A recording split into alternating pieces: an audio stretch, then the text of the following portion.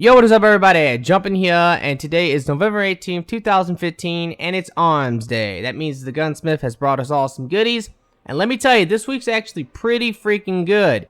The two secondary guns are kind of trash. I'm going to hold on to them. That's something I did not know, but you can hold on to your package and wait till the next week to actually see what kind of perks you can get. If you don't like the perks, just hold on to the package. You don't actually have to scrap it if you don't want to.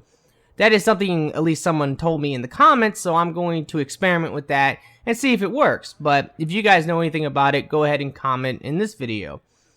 This week's actually really awesome because the 3 pulse rifles are all really good, and you have every different type of pulse rifle. You have the high rate of fire, the low impact, you have the medium rate of fire, medium impact, and the low rate of fire, and the high impact pulse rifles.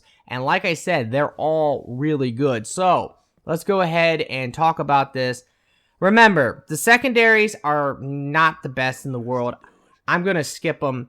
Okay, so don't even worry about that.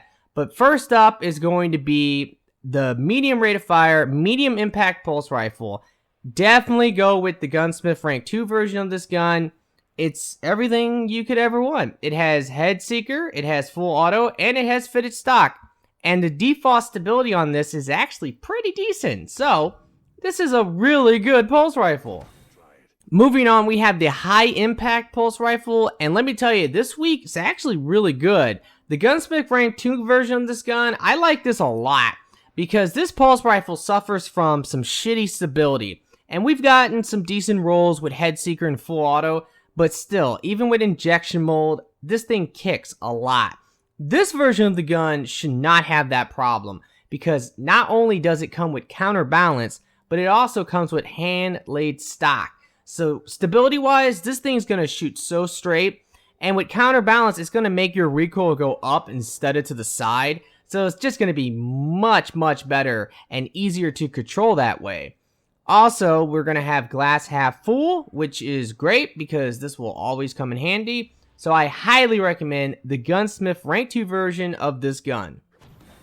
Finally, we're going to have the high rate of fire, low impact pulse rifle. This thing is a fucking monster, let me tell you. It's basically a Hawksaw, and the Hawksaw is one of the most overpowered guns in Crucible right now. I think everyone can agree with that. Pulse rifles in general are by far the most overpowered guns right now in Crucible.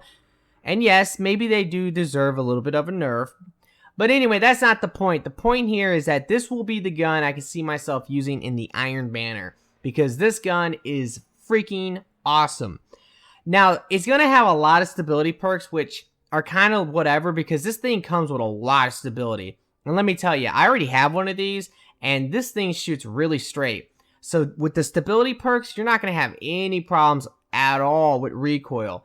So I'm going to recommend the Gunsmith Rank 2 version of the gun. It comes with fitted stock. You can change this out if you want. It's totally up to you, but I probably would go with fitted stock. It's going to have counterbalance, so that's going to make the recoil go up. And you can go ahead and go with snapshot. I wouldn't go with injection mold. I would not reduce the range. Like I said, this thing has a lot of stability, so you don't have to worry about that. But overall, this is a great gun.